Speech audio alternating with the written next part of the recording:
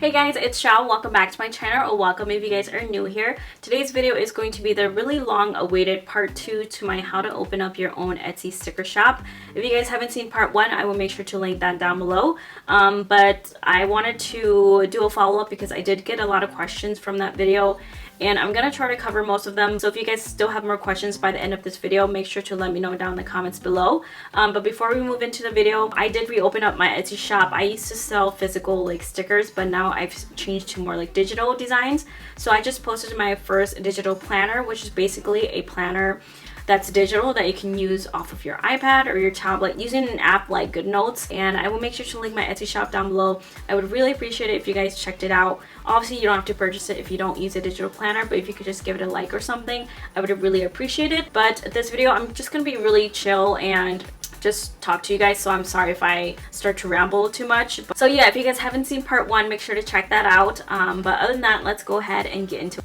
Okay, so I just have some notes here in front of me, and I'm going to try to cover as much as I can. The first topic that I'm going to touch on is designs. I got some questions regarding how did I get my designs and how did I create them and whatnot. So the first thing I'm going to talk about is designs that I did create myself. I didn't create a lot of designs myself just because I don't have that like graphic designer background, or I'm just not like the most handy with it, but I do have some experience with Photoshop. And that's what I used to create my designs when I did create them. And honestly, the way that I do it is like the really long and hard way, just because I don't know the ins and outs of Photoshop. And even I'm sure there's a better software that you can use to create designs like this, but just because I have experience with the Adobe Photoshop, that's what I used. But another method that you could use if you wanted to design your own stickers is you can just draw them and then scan it and turn that into like a digital file. I think that's really great, especially if you like to do things not so much digitally and use like a paper and pencil or like a marker or whatever. I think that's a really great way to go about it. And then another way is getting an iPad or a tablet and doing digital designs and then importing that to your computer, and you can turn that into your sticker.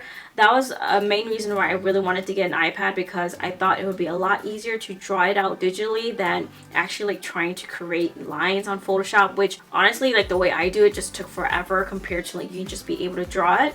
So I think getting an iPad is a really great idea. That just totally takes out the step of scanning your design if you do like hand designs. So definitely what I say is use some kind of software like I did with Adobe Photoshop, or do hand drawings and scanning it, or using a iPad or whatever to create your own digital designs. But of course, if you're not creative in that aspect of it, you can definitely buy your own designs. I did buy a lot of my designs as well, and I did get questions on how or where I bought them. So I did find an artist off of Etsy. Basically what I did was I just searched on Etsy kawaii stickers or whatever, because at that time I really liked the cute emoji, kawaii emoji on the stickers, and I found this artist. She created really cute designs, but I wanted personalized designs, or I wanted something that I envisioned for her to create. So I just messaged her, asked her if she did custom designs, and asked for her rates and whatnot, and we just kind of came to an agreement. And what I would do whenever I had a sticker idea I had in mind, I would just message her telling her what I would like out of this sticker, and maybe kind of asking her how long would it take to get the sticker created and how much she would charge. And you do have to consider, because you're gonna be using their design to resell it, so you might have to pay a higher price. Because the reason why people buy like commercial business licenses when they buy designs is because when that artist creates a design for you specifically, only you can resell it. So they don't get a lot of profit of it if there's only one person who's going to resell it, compared to if they create a design and post it on Etsy and anyone can go in and download and buy it and download and resell it. They can get a lot of sales out of it. That is why it's a lot cheaper to go on Etsy to find designs, to purchase it, and to use those designs to make your stickers out of it to resell. So that's why when I asked for custom stickers, they're a little bit more expensive from the artist, because only I'm going to be selling them, which makes them unique to my shop. Hopefully that makes sense. So Etsy is a really good place to go to find artists or to find designs. Another great site that I love is called Creative Market, and I love that website. I love getting all my fonts from there, and I love getting some designs from there. Sometimes the artists that are on Creative Market are on Etsy as well, but I don't feel like not everyone is on Etsy. So Creative Market is a really great site. I really recommend checking that out. You can just search up designs and you can purchase them, and you might have to purchase like a business license too if you're going to resell it, which makes it a little bit more expensive, but that's the proper way to go. And if you really like an artist on Creative Market, you could even attempt to message them and ask them if they would do custom designs for you as well, for you to use only in your shop. The last step would be obviously Google. Google's great, just Googling designs, and then that can link you to other websites. Maybe it'll take you to Etsy, it'll take you to Creative Market. I think Google is just like a great overall site for you to find designs. So if you want to buy your own designs or find an artist to create designs for you, check out Etsy, Creative Market, or Google. Okay, the next question that I got a lot was regarding my sticker paper. Where did I get my sticker paper?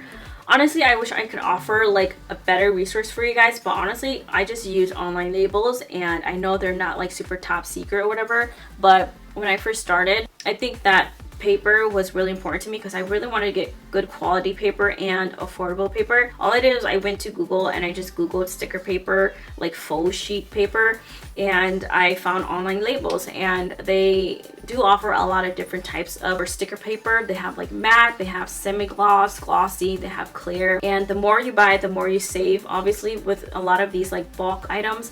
So I think online labels, they had like packs of 100 or packs of 300, and then sometimes I think if you sign up with them, they'll send you like 20% off coupon or like 10, some type of coupon that saves you a little bit of money. So whenever I would get that coupon, I would go and buy the big bulk of sticker paper, which was like 300 pages or something like that. I don't quite recall. But I think online labels is a really good site for paper, especially if you're starting off. And as your business starts to grow, then you can look into other manufacturers that offer better quality paper for more affordable price or whatever. So I just use online labels. I'm sorry if that wasn't what you're looking for, but I think it's a really great first step if you're just starting off with your sticker shop. Okay, I did get some questions regarding my printer. I did mention in my first part that I just used a Canon printer. It was a LaserJet. I always forget the difference between LaserJet and inkjet, so I'm just gonna look it up quick here. Okay, so it says that the biggest difference between inkjet and laser printer is that inkjet printer uses ink. It is suitable for low volume printing and is traditional choice of home users, while a laser printer uses toner. It is ideal for high volume printing. So, okay, so I had an inkjet printer, which was the Canon brand. I don't have it anymore. I give it away, but I think if you're just starting off, an inkjet printer is fine. They are the most basic like home user printers. And laser printer, they use toner, which are the huge printers that you'll find at like Staples, or like if you work at an office job, that's what they use, is laser printers. And the main difference between them is like laser printer uses toner, which toner is more expensive, but it lasts you longer, while inkjet is more of a lower volume, like you don't print as much.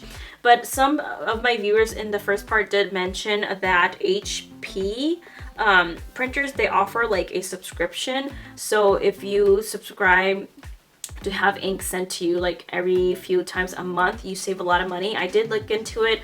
I will make sure to link or post some informational pictures around here, but I looked into it and it's a really good deal. So definitely check out the HP ink print subscriptions. I think that's a really great deal. So I think if you're just starting out, just get any inkjet printer. And then I did get some questions regarding my paper cutter.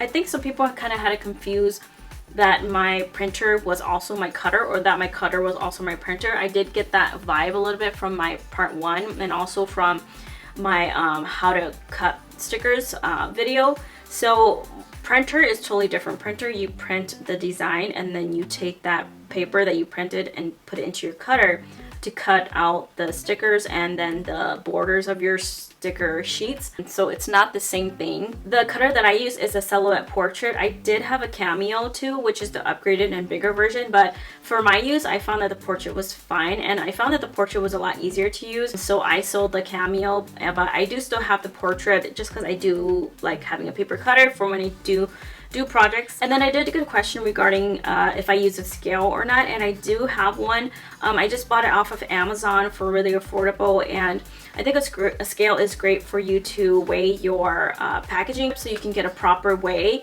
and put that number into Etsy to get the shipping label, because you don't want to overestimate because then you overpay, and you don't want to underestimate because then what if the item gets sent back to you because you didn't pay enough for shipping. So I think a scale is really great because you get rid of the like guessing game. So just get any affordable scale off of Amazon or even like secondhand. Again, it doesn't really matter. And then the last item I'm going to touch on that I did get some questions is to go more in depth regarding marketing. But marketing, I feel like, is really important, because even if you have like really great quality stickers, really awesome designs, but you don't market or promote your shop, no one's going to see it. No one's going to buy your stuff because no one knows about your shop. So what I did mention in part 1 is to have a good Etsy name that kind of portrays what your shop sells. So my shop used to be called XAOSAVE, just because I thought it was kind of cute, because XOXO and then my name is spelled XAO, so I just thought that was kind of flowy. But now that I think back, I think that it's kind of hard for people to remember my shop, and no one really knows that my name is Shao. So I think when people see XOXO Shao, they just think XOXO XAO. So since I did reopen my shop, I rebranded it and renamed it to Digital Daydreams Co, because now I sell more digital items. That's why I wanted to at least have the name digital in my Etsy shop name. So I decided to go with Digital Daydreams Co, and the reason why I added Co at the end was not because I wanted to, but because when I wanted to rename my Etsy shop, I also wanted to make sure that that name was available on Instagram, because I wanted the Instagram name and the Etsy shop name to be the same, just so it made it easier on my customers. So before I officially renamed my Etsy shop, I went to Instagram and I just searched Digital Daydreams, which was what I originally wanted. But it turns out that that name was already taken on Instagram, so that is why I decided to add the Co at the end. And so when I officially changed my name, my Etsy shop name from XOXO Shao to Digital Daydreams Co, I then created an Instagram for Digital Daydreams Co, so that I could post about it and tag about it so people can find me on Instagram, and that would link them to my Etsy. And I also have this YouTube channel that I can talk about my Etsy shop, and people can go to my Etsy shop, and that's just how it just kind of works. You just connect all these webs together. So that is why I really recommend creating a name that really reflects where your shop will sell, and also using that same name to open other social media like YouTube, Instagram, even Facebook if you wanted to, maybe even Pinterest if you wanted to. Another good thing that I recommend to promote your shop is to contact influencers or send them your items, so hopefully they can feature you on their social media. So what I recommend doing is really observing this influencer that you might be interested in to see if they have featured other shops or other people who send them stuff. Obviously they're not obligated to do it. It might sound a little bit selfish, or like you have bad intentions for sending items to these influencers just in hope of them featuring you, but that's just kind of how it is. That's just how business is. And also what you can do is, if you have a platform, you can feature other Etsy shops and then they can feature you as well. So when I still had my Etsy shop, when it was still open, I reached out to people because I wanted to try their items, and they reached out to me because they wanted to try my items, and we just kind of swap and give each other shout outs and do collabs and stuff like that. So but yeah, that is, I think, all that I really have to say is just promoting your shop, opening these platforms to open doors to other people to find your Etsy shop. Like, get an Instagram, open up, start a YouTube so you can create like plan with me videos that would promote your stickers and your Etsy shop. And maybe even creating a Facebook and sharing your stuff on Facebook with your family and friends so they can help spread the word too. I think that is all I have to cover. If you guys still have any questions, let me know down below. I'm sure I didn't cover everything, but I really appreciate all the love and support on my part 1 video. I'm so happy I could help you guys with starting up your own Etsy shop, and it's a lot of work. It's not as easy as you think it is, but I hope you guys enjoy the video. Please don't forget to check out my newly rebranded Etsy shop, Digital Daydreams Co. I really happy with it, and I'm really excited with where it's going. I only have a digital planner up right now, but I have a lot of ideas for my Etsy shop, and I would really appreciate if you guys checked it out. Just give it a like or whatever, and even follow my new Instagram, Digital Daydreams Co. I would really appreciate it. And if you guys again have questions, let me know down below. Thank you guys so much for watching, and I will see you guys next time. Bye guys.